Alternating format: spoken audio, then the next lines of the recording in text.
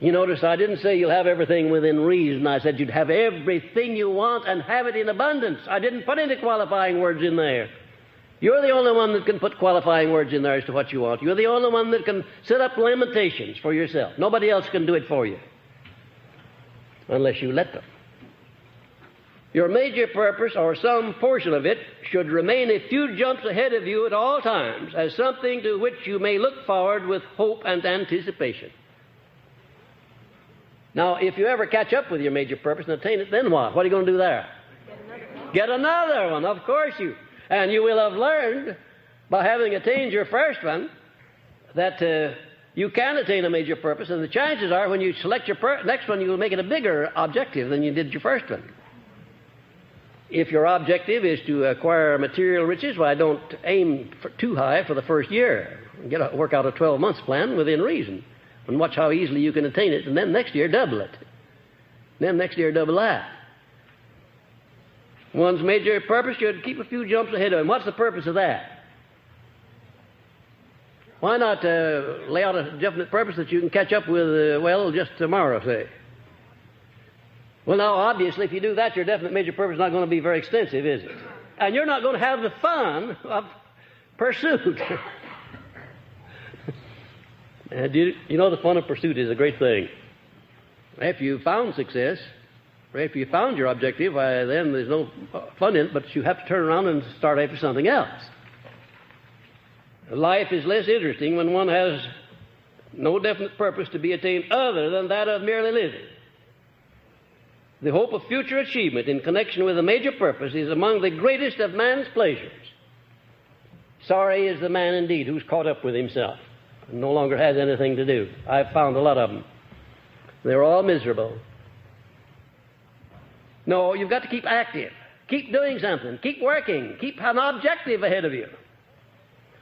One's major purpose may, and it generally does, consist of that which can be attained only by a series of day-to-day and month-to-month and year-to-year steps. Because it is something which should be so designed as to consume an entire lifetime of endeavor. It should harmonize with one's occupation, business, or profession, for each day's work should enable one to come one day nearer to the attainment of his major purpose in life. I feel sorry, indeed I feel sorry for the individual who is just working day in and day out in order to have something to eat and some clothes to wear and a place to sleep. I feel sorry for that kind of a person that has no aim beyond just enough to exist on. I can't imagine anybody in this class satisfying himself, sitting down with an existence. I think you want to live. I think you want abundance. I think you want everything that's necessary for you to do the thing you want to do in life, including money. One's major purpose may, and it generally does, consist of that which can be attained only by a series of day-to-day or month-to-month steps. Now, remember that when you start in pursuit of your definite major purpose. One's major purpose may consist of many different combinations of lesser aims, such as the nature of one's occupation, which should be something of his own choice. When you come to write out your definite major purpose, you write it out like planks in a platform. Number one, so-and-so. Number two, so-and-so. And somewhere along there, right near the head, be sure that you include in your definite major purpose perfect harmony between yourself and your mate. You think that's important? Do you know of anything more important than that?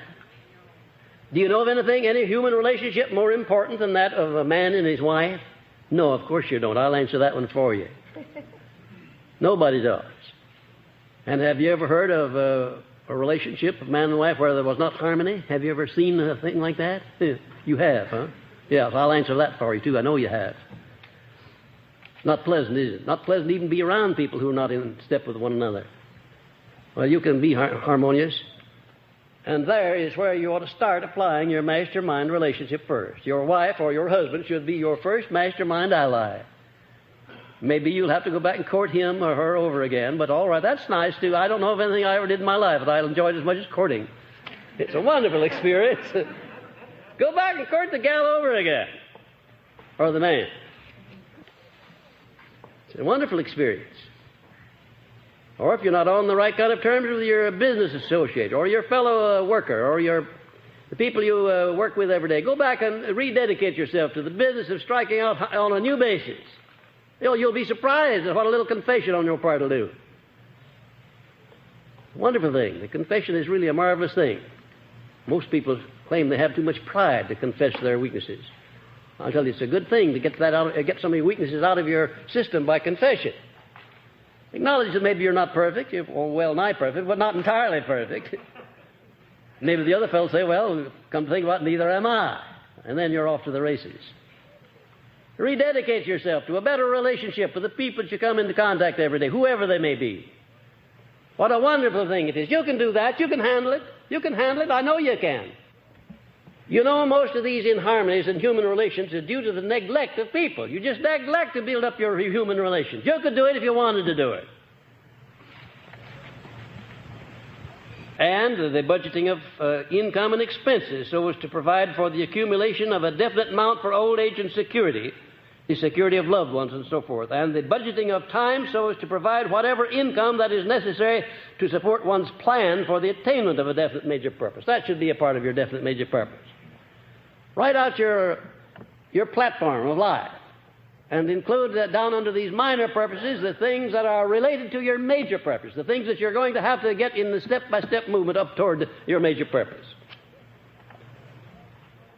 And a definite plan for developing harmony in all of your relations, and especially these, in the home where one works, where one plays or relaxes. The human relationship plank is the most important one in connection with one's major aim, since the aim is attainable very largely through the cooperation of others. Has you ever thought of that the things that you do in life, if they're worthwhile, have to be done through harmonious cooperation with other people? And how are you going to get that harmonious cooperation if you don't cultivate people? If you don't understand them, if you don't make allowances for their weaknesses?